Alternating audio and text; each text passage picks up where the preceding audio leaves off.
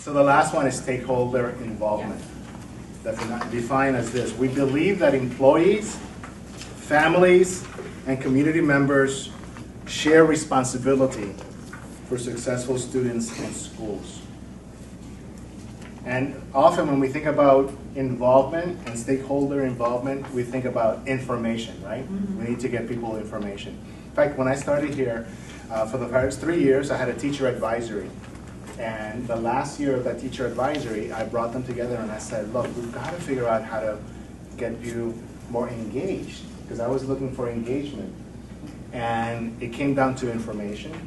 And then they said, what we really want is we want to hear about it before we read it in the paper. Have you heard that before? Right? Yeah. And so we began to tease that out a little bit. And part of our practice, we may not be always perfect, is that we get information to you as principals and to our teachers before we do the press releases.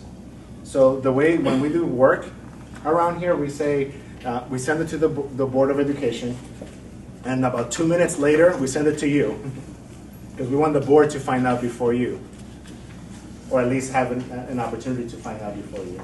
And then we'll send it to the teachers, and then usually we just go through a press release. But when we teased that, and I said, well, so if we did it that way, they said, no, we don't just want information. We want to share in the decision making. We want to be part. And I was like, well, that's not going to work. Because remember, I'm responsible.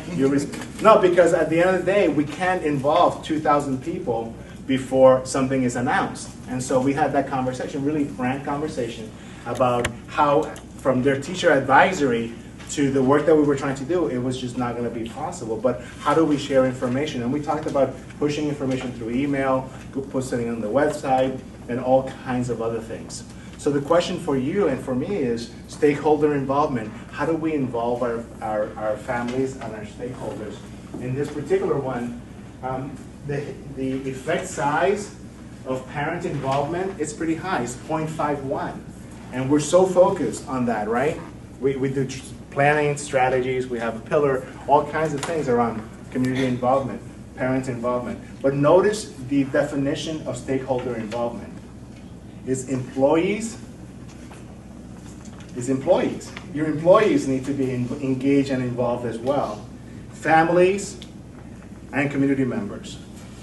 And so my ask of you, and we're not going to do the reflection because we're going to just wrap up the whole section on values and beliefs, would be, as you think about who you involve, who is missing, what have been helpful strategies to achieve your stakeholder involvement, but who is missing from that group?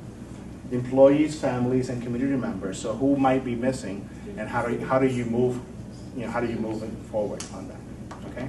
So those are the values and beliefs. We wanted to kind of take some time this morning to really kind of tease out, open them up, deconstruct them, if you will. So my last reflection and last question for you is this. You've been exposed to all 8 of them. You have them in front of you.